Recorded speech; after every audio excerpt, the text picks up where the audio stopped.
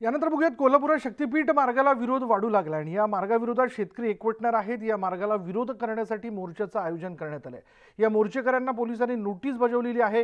राज्यभरातील 12 जिल्ह्यांमधून हा शक्तीपीठ महामार्ग जाणार आहे। या महामार्गासाठी राज्यातील 27,000 हेक्टर जमिनी अधिग्रहित करण्याची योजना आहे।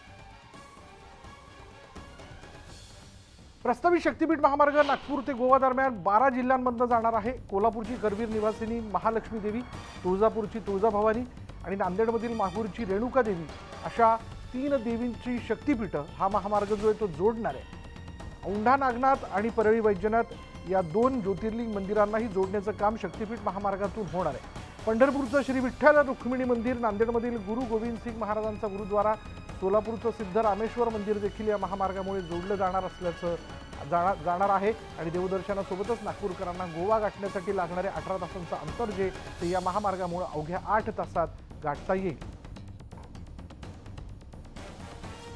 काय आहे शक्तीपीठ महामार्ग जाणून घेऊया। बघा, राज्यातील सर्वात लांब सुपर एक्सप्रेसवे वर्धा जिल्ह्यातून सुरू होऊन सिंधुदुर्ग जिल्ह्यात संपेल। 802 किलोमीटर लांबीचा 6 लेनचा द्रुतगती मार्ग शक्तीपीठ महामार्ग उभारणीसाठी 86,000 कोटी खर्च करण्यात येणार आहे। तर 6 पदरी हा असणार आहे। महामार्ग 12 जिल्ह्यांमधून जाईल। शक्तीपीठ महामार्गावर 26 ठिकाणांवर इंटरचेंज, 28 मोठे पूल, 30 बोगदे, 8 रेल्वे क्रॉसिंग। 2025 मध्ये महामार्गाचं भूमिपूजन प्रस्तावित होतं। 2030 मध्ये सर्वसामान्यांसाठी हा महामार्ग खुला होण्याची शक्यता आहे। सध्या नागपूरहून गोव्याला जाण्यासाठी रस्त्यानं 18 तास लागतात।